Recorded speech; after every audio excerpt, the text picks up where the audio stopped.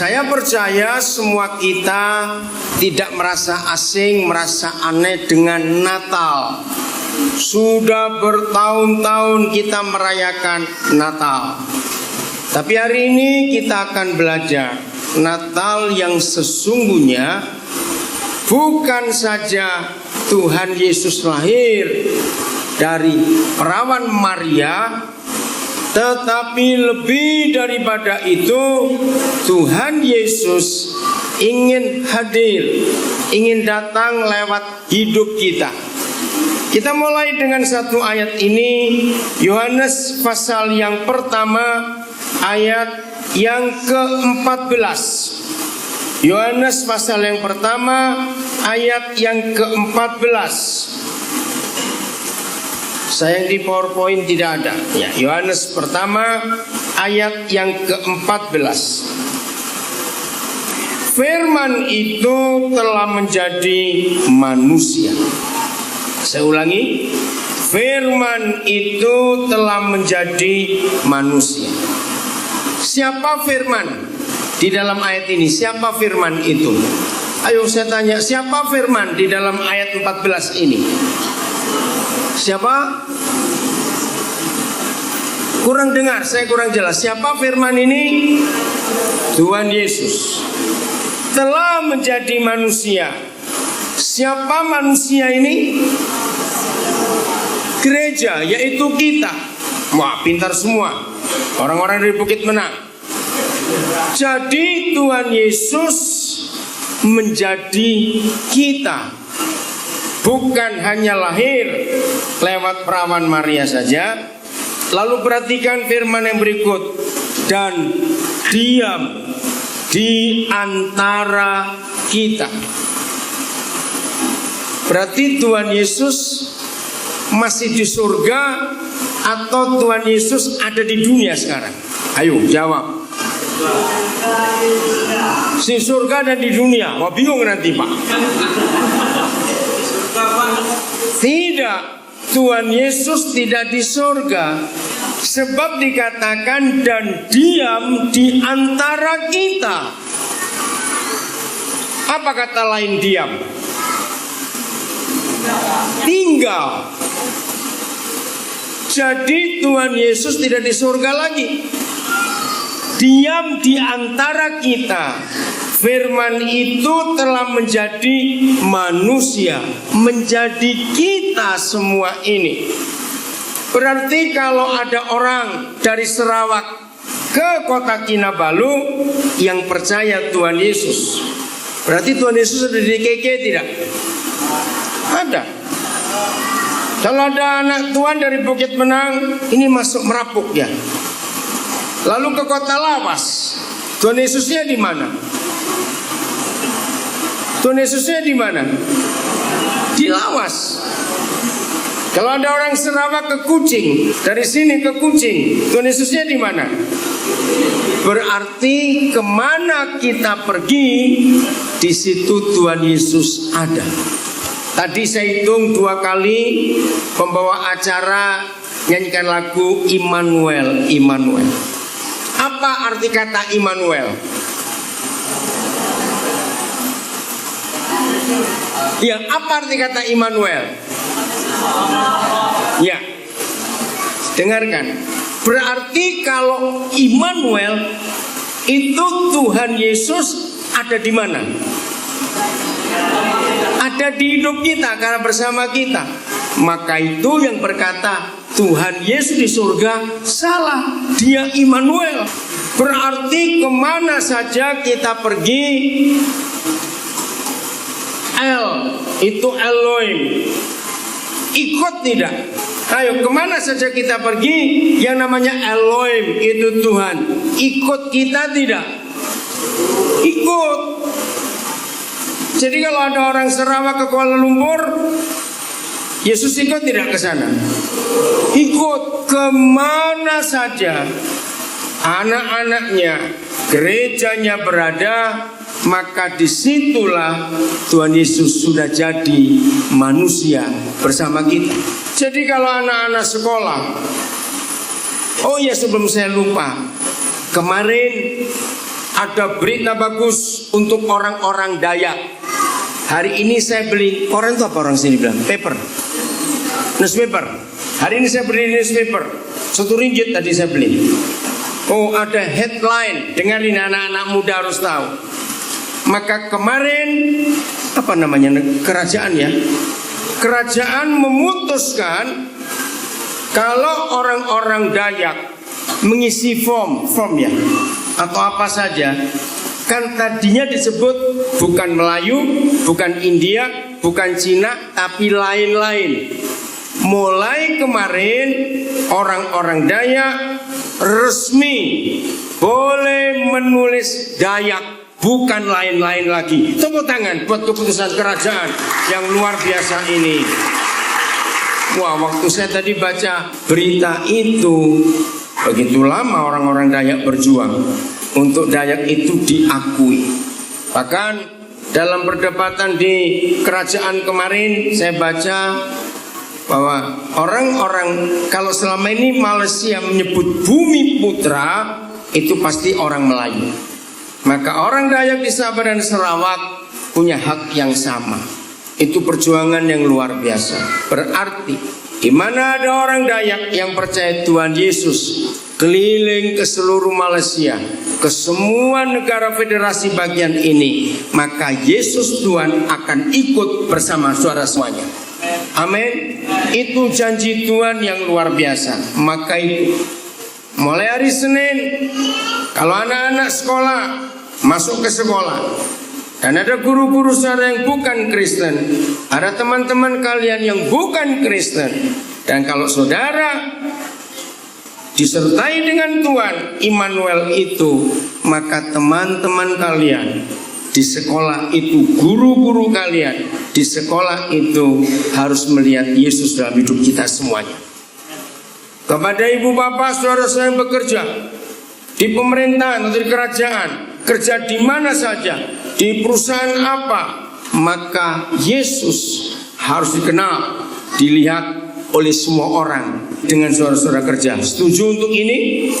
Oke, 1 Yohanes 1 ayat 1. Surat Yohanes 1 Yohanes 1 ayat 1 makin jelas bahwa Tuhan Yesus itu ingin dikenal oleh semua orang yang ada di sekitar kita. 1 Yohanes pasal 1 ayat 1. 1 Yohanes pasal 1 ayat 1. Kita melihat ini. Sudah? 1 Yohanes 1 ayat 1. Apa yang telah ada sejak semula, yang telah kami apa? Dengar. Yang telah kami apa? Lihat dengan mata kami. Yang telah apa? Kami saksikan. Gereja Tuhan, jemaat Tuhan, kalau mendengar khotbah tentang Yesus, melihat Tuhan Yesus, orang-orang menyaksikan Tuhan Yesus, semua orang tahu. Tapi lihat yang keempat, yang telah apa? Ayo baca Alkitab. Yang telah apa? Kami raba dengan tangan kami. Apa biasanya orang Sarawak bilang apa kalau kami raba?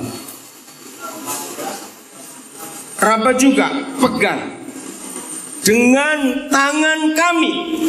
Tentang siapa? Tentang siapa? Ayo baca. Firman hidup. Siapa firman hidup itu? Yesus Kristus.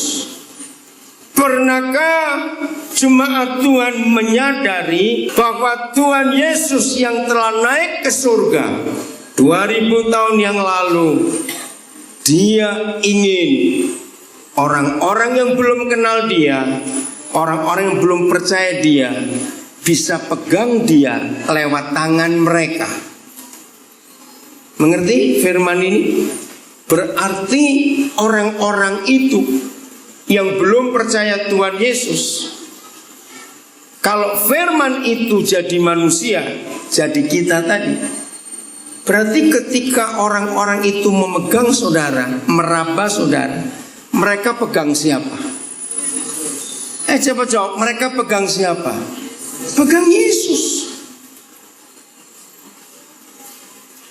Inilah waktunya gereja Tuhan menghadirkan Tuhan Yesus ke dunia. Temanya bagus.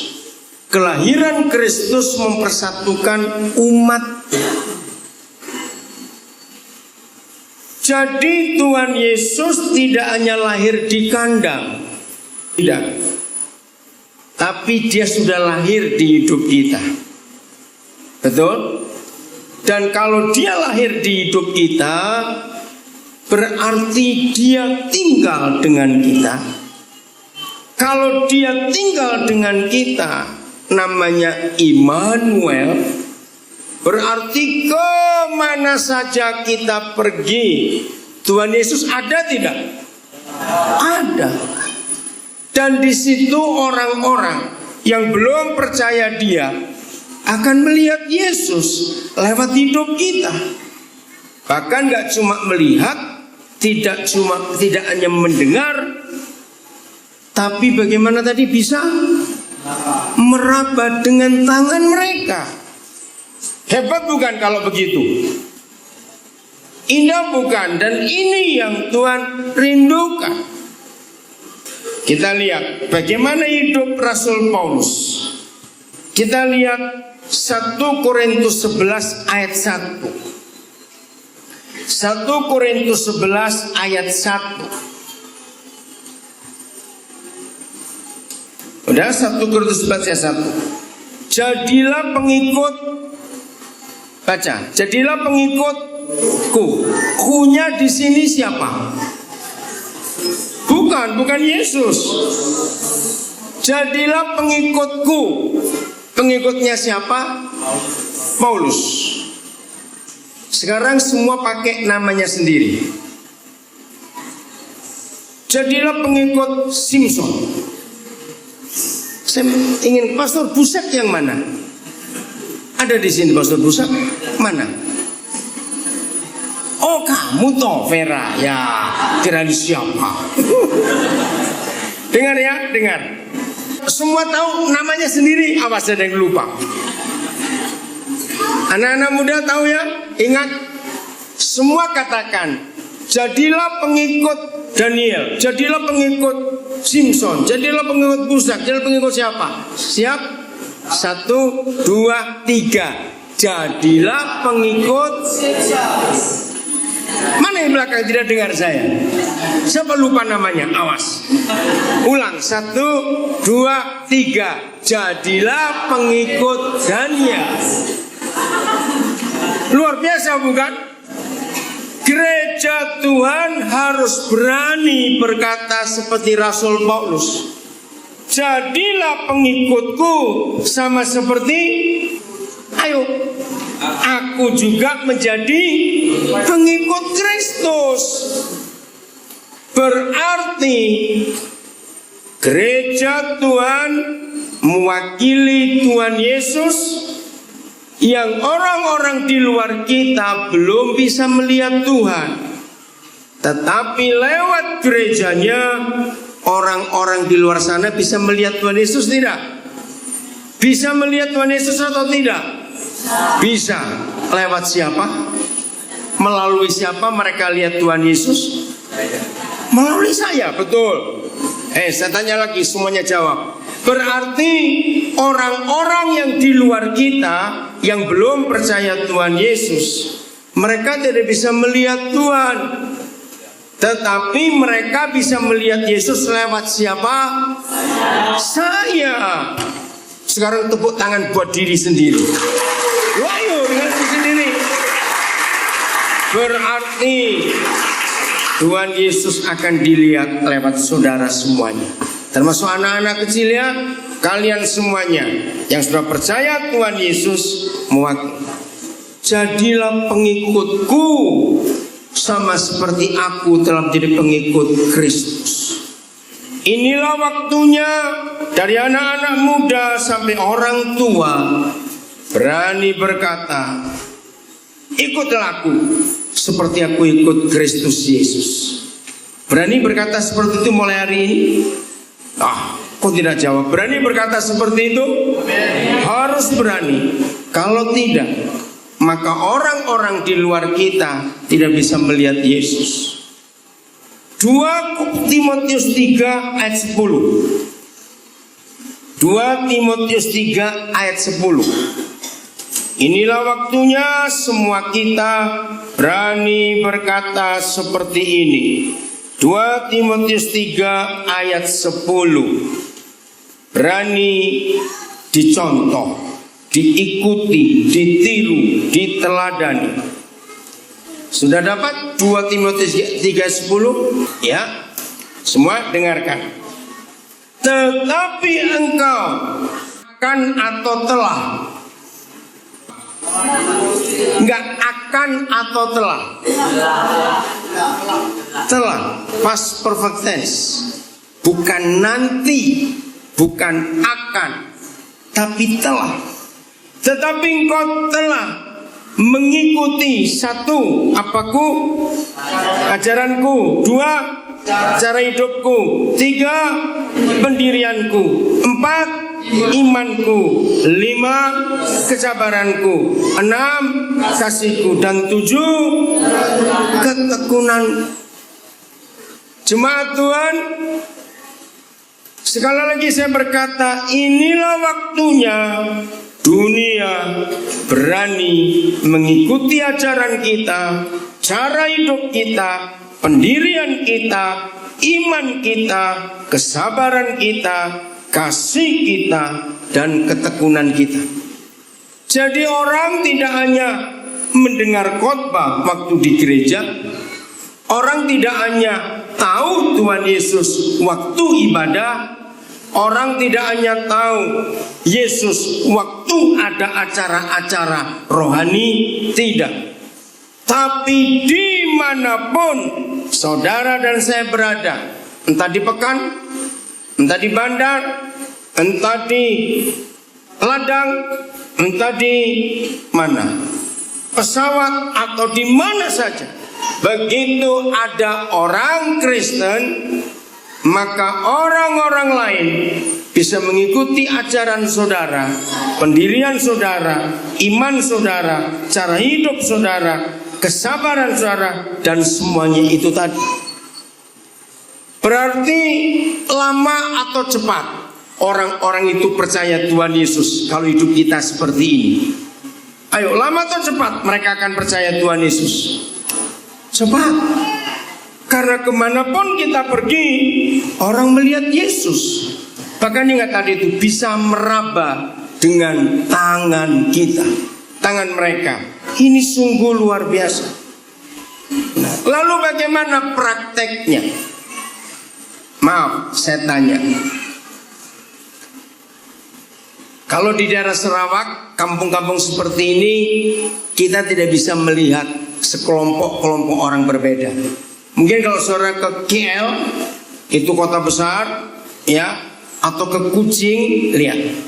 Mengapa kalau ada sekelompok orang sebut, wah itu Buddhis, itu orang yang beragama Buddhis. Oh, yang itu orang Hindu. Wah, yang di sana itu Muslim. Mengapa kita tahu bahwa itu orang Buddhis, itu orang Hindu, itu orang Muslim? Kenapa kita tahu? Dari apanya? Ayo, dari apanya kita tahu mereka? Apanya? Bukan dari hidupnya, pakaiannya.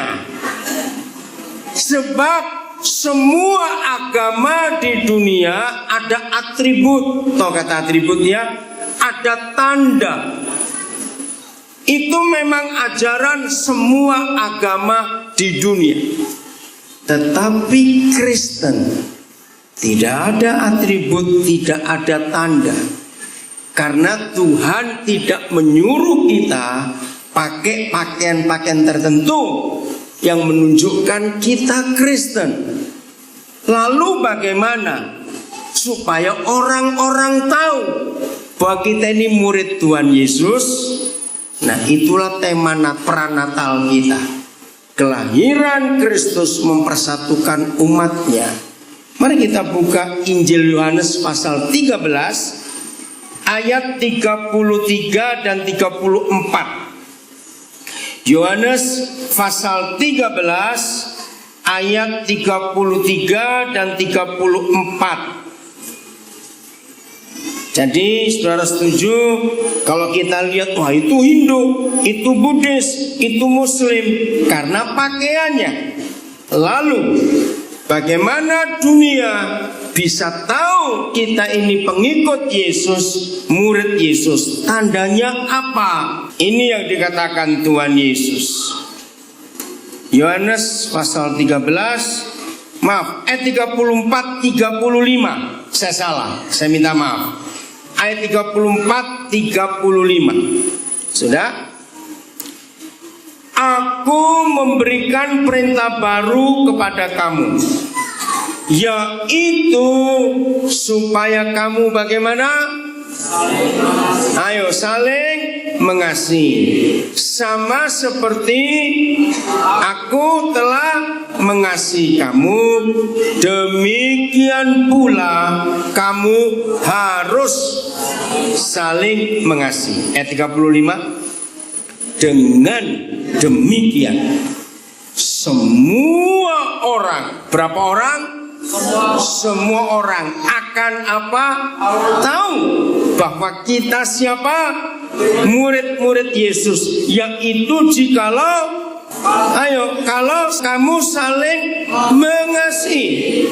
Jemaat Tuhan, inilah satu-satunya ayat dalam firman Tuhan yang memberitahu apa tanda orang Kristen, apa atribut murid Yesus. Ternyata bukan salib, bukan pakaian, bukan topi, bukan apa-apa, tetapi saling mengasihi. Maka semua orang akan tahu.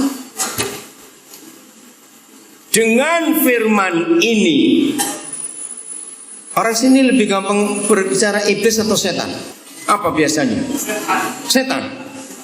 Ayo, iblis atau setan bisa dipakai. Biasanya apa? Orang Sarawak kalau bicara tentang si jahat itu bilang apa? Setan atau iblis? Ayo, mana yang lebih mudah? Cepat, saya ingin tahu supaya tidak salah. Setan, ya, dengar. Setelah setan tahu ayat ini, ya, yaitu ayat apa?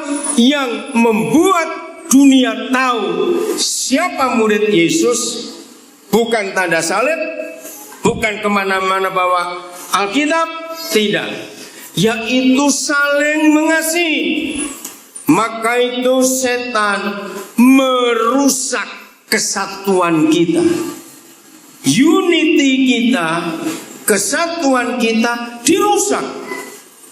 Karena untuk membuat dunia tidak bisa mengenal pengikut Yesus itu siapa, maka setan membuat kita saling membenci, tidak mengampuni satu dengan yang lain. Coba renungkan, kalau kita menjadi Kristen, kalau kita menjadi murid Yesus hanya pada waktu ibadah atau hanya pada waktu di gereja, orang luar tahu tidak kita ini siapa? Orang luar tahu tidak yang di luar kita? Mereka tahu tidak siapa kita? Kalau kita Kristen hanya waktu di gereja, mereka tidak tahu.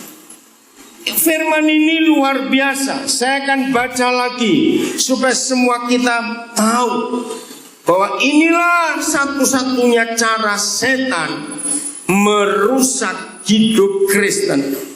Ketika kita tidak saling mengasihi, maka itu kalau orang Muslim tidak menggunakan pakaian Muslim, kita tidak tahu kalau mereka Muslim. Kalau orang Buddhis tidak pakai pakaian agama Buddhis, kita tidak tahu mereka beragama Buddhis. Begitu pula orang Hindu, kalau mereka tidak pakai pakaian agama Hindu, kalau mereka itu Hindu. Begitulah setan merusak kekristenan dengan cara tidak saling mengasihi. Saya baca lagi ya, ayat ini penting.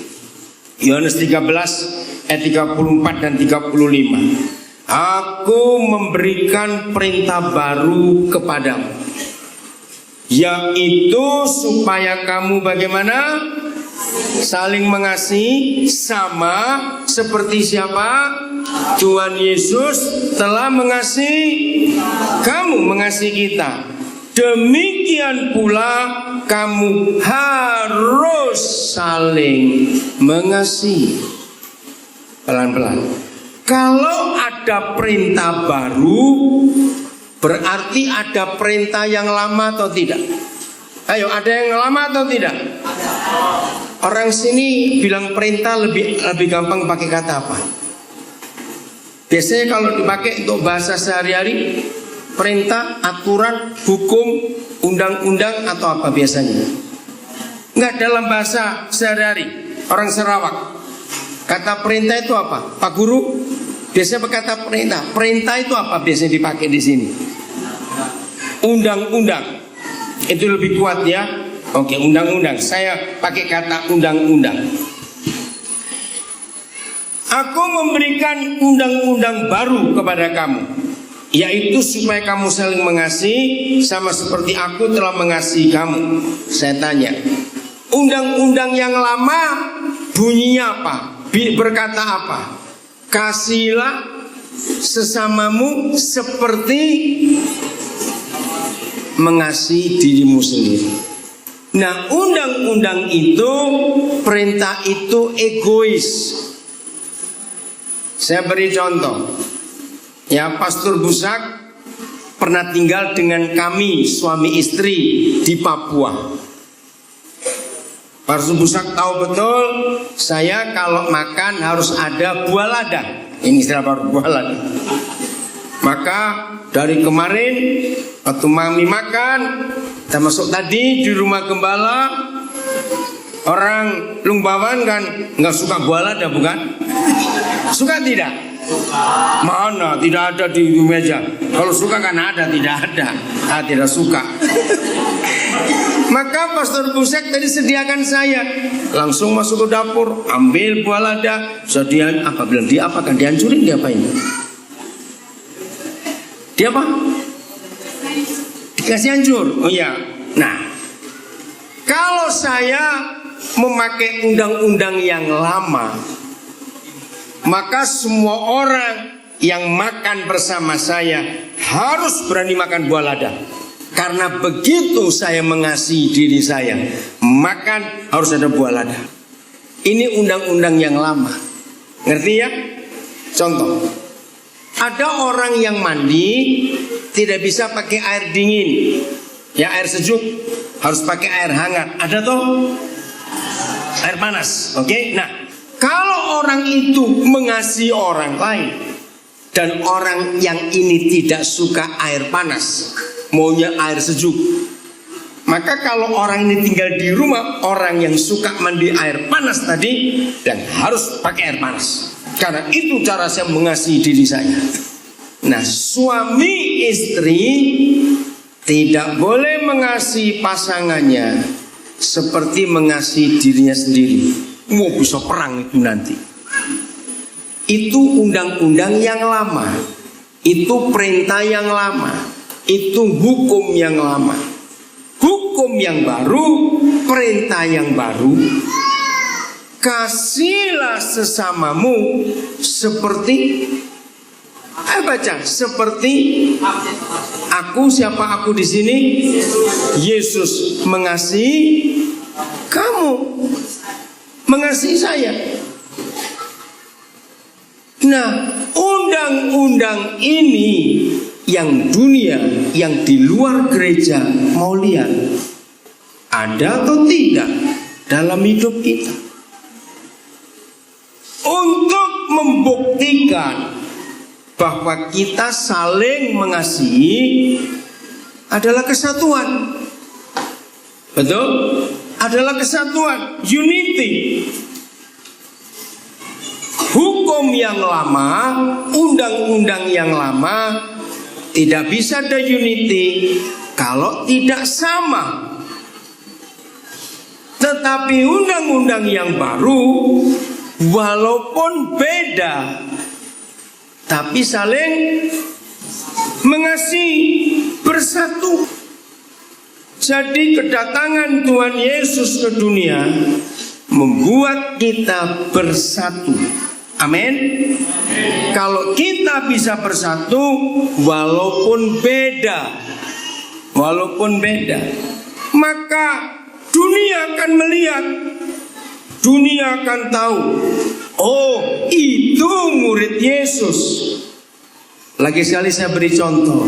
Kenapa kita tahu itu orang Buddhis? Kenapa kita tahu itu orang Hindu? Kenapa kita tahu yang sana orang Islam? Karena apanya? Pakaiannya.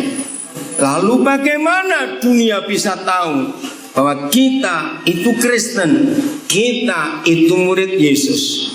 Bukan karena salib yang kita pakai, bukan karena pakaian, tapi karena apa? Saling mengasihi. Seperti siapa mengasihi siapa? Yesus mengasihi kita. Jelas ya? Dengan demikian semua orang akan tahu.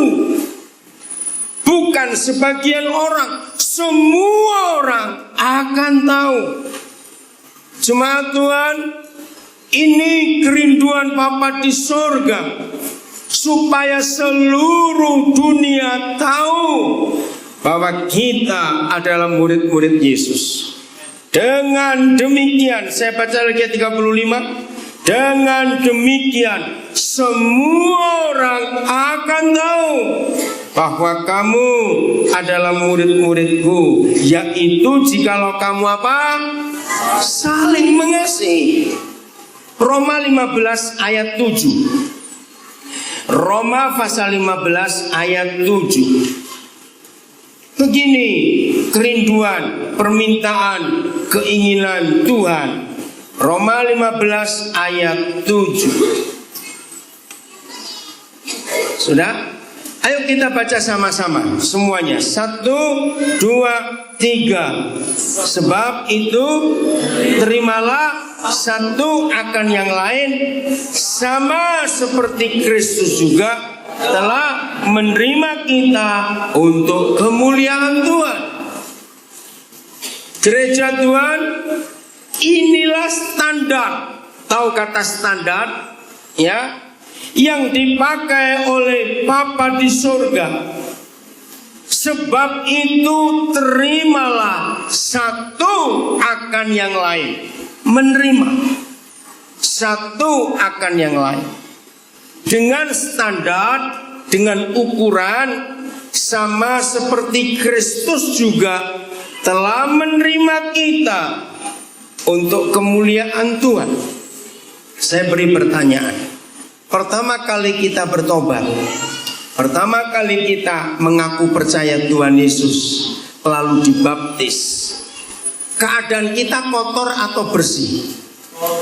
Ayo, kita kotor atau bersih? Pertama kali kita terima Yesus sebelum dibaptis, kotor atau bersih? Kotor. Waktu kita datang kepada Tuhan untuk minta diampuni, apakah ada persyaratan dari Tuhan Yesus? Ada persyaratan tidak? Harus begini dulu, harus begitu dulu. Ada? Tidak. Pakai percobaan tidak? Begini, misalnya saya datang, Tuhan saya berdosa, saya mencuri, saya berzina, saya minta ampun. Apakah begini kata Bapa di surga? Daniel, aku terima, tapi percobaan 3 bulan dulu. Begitu atau tidak? Tidak. Aku terima kamu, tapi tunggu 3 bulan. Kalau 3 bulan kamu baik-baik, oke. Kalau 3 bulan, sebelum 3 bulan kamu jatuh, balik lagi. Nah, seperti itu kita menerima saudara kita yang lain supaya ada kesatuan. Berarti boleh simpan dendam atau tidak? Boleh simpan dendam atau tidak? Tidak. Nah, saudara punya dendam tidak? Awas. Bahkan ada yang punya dendam, orangnya sudah mati lama. Dosanya besar sekali.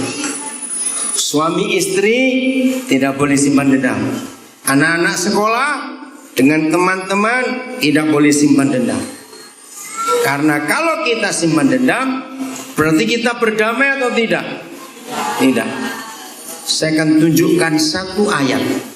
Dengar ya, saya tunjukkan satu ayat yang memberitahu mengapa kita disebut anak-anak Bapa di surga. Saya tidak menemukan di ayat lain di seluruh Alkitab yang memberitahu kita mengapa kita disebut anak-anak Tuhan. Hanya satu ayat ini. Bukan karena kita sekolah teologi kita disebut anak Tuhan. Bukan kita rajin doa pagi, doa puasa disebut anak Tuhan. Mari kita lihat Matius 5 ayat 9. Mengapa kita disebut anak-anak Tuhan? Ini jawabannya. Matius 5 ayat 9. Ayo kita baca sama-sama. Matius 5 ayat 9. Sudah? 1, 2, 3. Berbahagialah orang yang membawa damai, karena mereka akan disebut anak-anak Tuhan. Gereja Tuhan, jemaat Tuhan, saya mau yakinkan, mau buat semua orang tahu kita disebut anak-anak Tuhan karena satu hal, bukan 3 hal, 4, 5.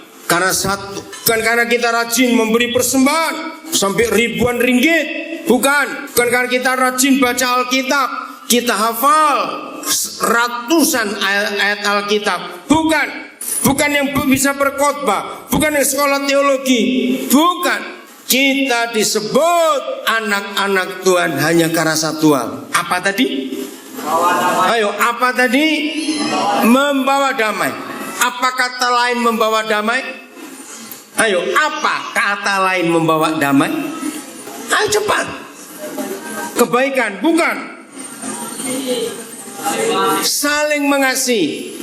Kalau orang punya musuh, dia membawa damai tidak?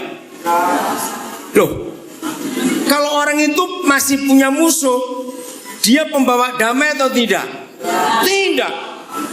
Berarti, maaf ya, walaupun pastor, walaupun evangelis, walaupun hamba Tuhan yang hebat, majelis gereja, orang Kristen, rajin ke gereja, tapi kalau masih punya musuh, maka dia bukan anak-anak Tuhan. Karena hanya ayat ini yang memberitahu kita mengapa kita disebut anak-anak Tuhan. Kalau membawa damai. Jadi begini, setan tidak melarang, tidak menghalangi. Orang Sarawak lebih gampang pakai kata melarang atau menghalangi. Melarang ya, ingat. Setan tidak melarang orang Kristen ke gereja. Silakan. Setan bilang pergi. Setan tidak melarang orang Kristen rajin sembahyang. Tidak. Setan tidak melarang orang Kristen baca Alkitab. Tidak. Tapi yang setan larang, orang Kristen mengampuni orang lain. Karena kalau orang Kristen tidak bisa mengampuni orang lain, maka dia langsung bukan anak Tuhan. Berarti setan sulit, mudah. Mengerti kata ini? Setan mudah tidak menjatuhkan kita bukan sebagai anak Tuhan. Ayo jawab, setan mudah atau sulit menjatuhkan kita bukan sebagai anak Tuhan? Mudah. Dengan cara apa? Dengan cara apa? Ayo cepat jawab. Dengan cara tidak mau mengampuni, tidak mau berdamai. Siapa bilang begini? Saya tidak benci, tapi tidak suka bertemu, bersua, berjumpa, pakai kata apa? Bertemu. Oke, dengar ya. Jangan ada berkata gini, saya tidak benci, tapi saya tidak suka bertemu dia. Sama saja itu, awas. Siapa yang lihat orang, entah di Pekan, entah di bandar, entah di mana, ih itu orang saya nggak suka, terus suruh pinggir, awas. Berarti sudah mengampuni belum? Belum. Kira-kira di sini banyak atau sedikit yang tidak mau mengampuni? Ayo, banyak atau sedikit? Wah, kalau banyak berarti bukan anak Tuhan semua ini. Karena satu-satunya yang disebut anak Tuhan yaitu kalau kita mau mengampuni. Orang Sarawak kalau bilang ibu mertua itu apa? Mama mertua. Bahasanya apa di sini?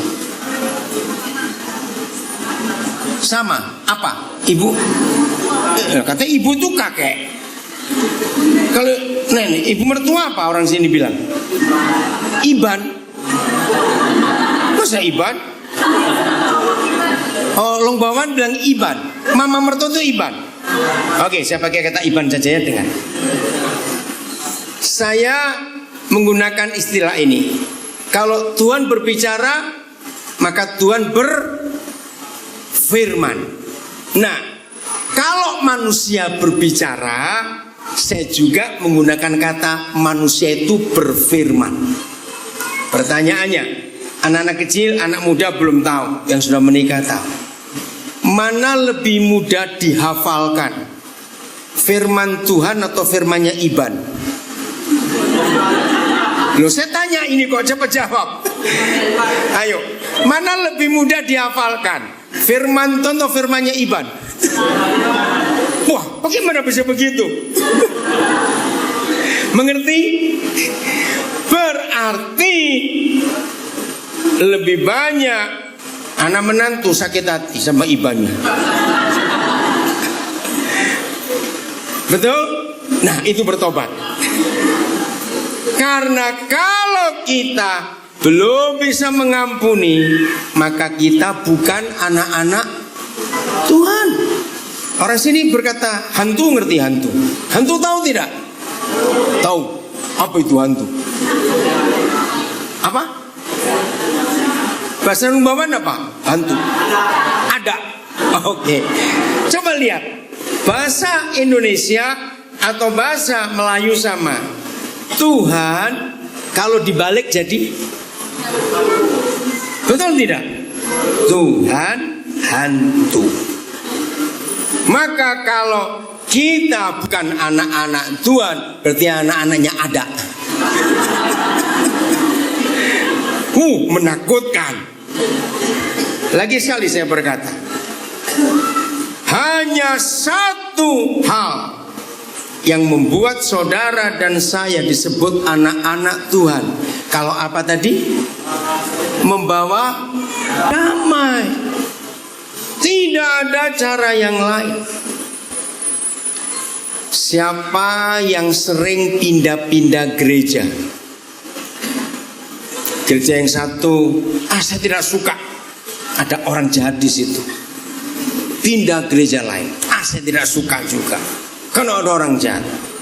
Ada nggak di sini kira-kira yang suka keliling-keliling pindah-pindah?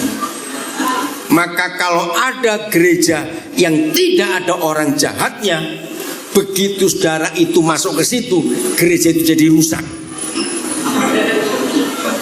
Kenapa? Karena ada anak adak di situ satu masuk. Maka itu tema ini luar biasa. Kelahiran Kristus buat apa? Mempersatukan kita. Karena kita mau berdamai.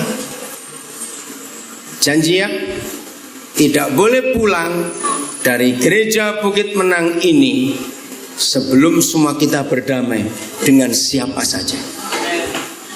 Apalagi yang ibannya sudah mati 20 tahun yang lalu, firmannya masih ingat sampai hari ini, awas. Kita buka Matius 6 ayat 14 dan 15. Matius 6 ayat 14 dan 15. Jelas sekali firman Tuhan. Matius 6 14 15. Udah?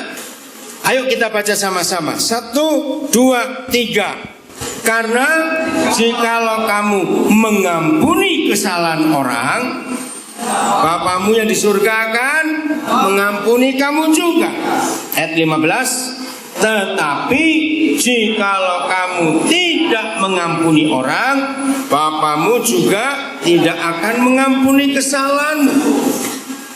Jadi begini jemaat Tuhan, hubungan kita dengan Bapa di surga, ya perhatikan, hubungan kita dengan Bapa di surga sangat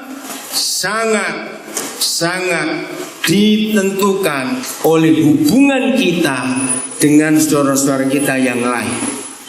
Jadi kalau kita tidak mengampuni orang lain, berarti Tuhan mengampuni kita atau tidak?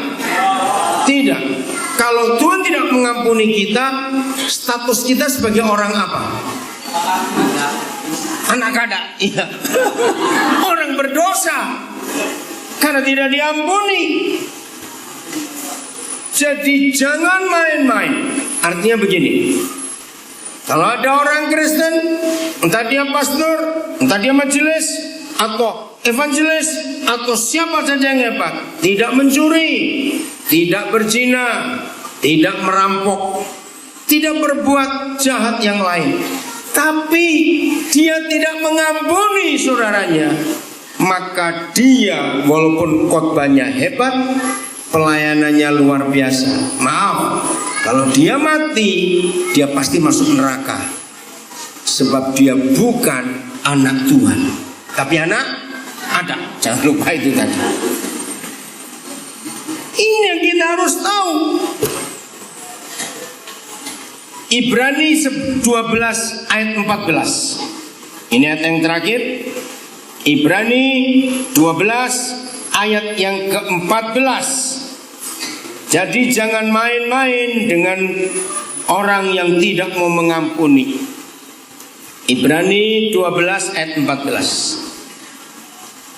Udah, baca sama-sama ya. 1, 2, 3. Berusahalah hidup apa? Damai. Dengan berapa orang? Semua orang itu berapa? Salah, bukan banyak semua orang. Semua orang itu ya semua. Betul? Misalnya, berapa jumlah penduduk Sarawak? Berapa juta? Siapa yang tahu? Coba aja sebut kira-kira berapa? Berapa juta? Sarawak. Ayo yang sekolah. Berapa guru? Bu guru berapa? Sarawak. Kira-kira. Ayo cepat jawab. Kira-kira saja, saya tidak tahu. Berapa juta? 2 juta. Oke. Berarti berkata ini, saya mengampuni 1.999.000 orang Sarawak. Dia tinggal satu yang tidak. Nah, bukan banyak, artinya semua. Walaupun dari sekian juta satu orang tidak kita ampuni, berarti kita berdamai tidak pada semua orang? Tidak. Lihat ya, saya lanjutkan. Saya baca lagi. 1, 2, 3. Berusahalah hidup damai dengan semua orang dan kejarlah. Nah ini yang betul, kejarlah perdamaian, bukan kekudusan. Sebab tanpa hidup damai dengan semua orang, baca 1, 2, 3, tidak seorang pun akan melihat Tuhan. Saya tanya, kalau melihat Tuhan saja tidak bisa, bertemu Tuhan bisa atau tidak? Tidak. Tapi bertemu ada bisa tidak? Loh, bertemu ada bisa tidak? Bisa. Karena Tuhan gak bisa ditemui, setan bisa, hantu bisa. Catat, bukan karena tidak berdoa, bukan karena tidak baca Alkitab, bukan karena tidak ke gereja hari Minggu, bukan karena tidak memberi persembahan, tetapi yang tidak mau berdamai dengan orang, nggak bisa lihat Tuhan. Kalau lihat Tuhan tidak bisa, masuk surga bisa atau tidak? Berarti kemana itu orang? Walaupun pastor, walaupun evangelis, walaupun majelis hamba Tuhan orang Kristen, dia tidak bisa karena tidak mau berdamai. Saya berkata lagi sebagai hamba Tuhan dalam nama Tuhan Yesus, jangan ada yang keluar dari gedung gereja ini sebelum kita berdamai dengan berapa orang? Semua orang. Kalau ada kalimat, ada kata berusahalah, berarti itu bergantung kita atau bergantung Tuhan? Ayo jawab. Kalau ada kata berusahalah hidup damai dengan semua orang, bergantung siapa? Kita pada diri sendiri. Perhatikan ini baik-baik. Maka kelahiran Tuhan Yesus itu membawa apa? Kesatuan. Ini ayat terakhir betul, saya janji. 1 Yohanes 3. Ya, 1 Yohanes pasal 3 ayat 15. Sebelum saya lupa, terakhir 1 Yohanes 3 ayat 15. Undang-undang di Malaysia, kalau seorang pembunuh hukumannya berapa tahun? Hukuman mati juga. Malaysia bagaimana? Ada pembunuh hukumannya apa? Apa? Kalau ada orang bunuh hukumannya penjara ya, berapa tahun? Wih, lama sekali. Perhatikan firman Tuhan. 1 Yohanes 3:15. Ayo baca sama-sama. 1, 2, 3. Setiap orang yang membenci saudaranya adalah seorang pembunuh manusia. Dan kamu tahu bahwa tidak ada seorang pembunuh yang tetap memiliki hidup yang kekal di dalam dirinya. Semua negara di dunia, undang-undang pembunuhan, kalau orang itu menghilangkan nyawa orang lain. Tetapi undang-undang surga tidak perlu menghilangkan nyawa orang lain, tapi hanya dengan membenci saudaranya, maka kita disebut pembunuh. Maaf saya tanya, berarti kira-kira di ruangan ini sekarang banyak atau sedikit pembunuh manusia? Ayo jawab. Banyak atau sedikit? Ingat, saya tidak benci, tapi saya tidak mau bertemu. Awas itu. Berarti dia pembunuh atau tidak? Wih, menakutkan. Ternyata banyak pembunuh di sini. Gereja Tuhan, kita harus mengerti hukum ini. Saya ulangi lagi. Ke gereja, setan tidak melarang. Berdoa, setan tidak melarang. Baca Alkitab, setan tidak melarang. Masuk sekolah teologi, setan tidak melarang. Memberi persembahan, setan tidak melarang. Tapi satu yang dia ganggu, dia melarang kita apa? Mengampuni orang lain. Karena dia, setan tahu, si Adam itu tahu bahwa dengan membenci kita bukan disebut anak-anak Tuhan. Ingat baik-baik firman ini. Kiranya tidak ada seorang pembunuh di sini mulai malam hari ini. Amin. Tidak ada seorang pun yang tidak bertemu Tuhan mulai hari ini. Karena kita bisa melihat Tuhan, kita bisa bertemu Tuhan. Selamat Hari Raya Natal. Tuhan memberkati kita semua. Dan jadilah anak-anak Tuhan.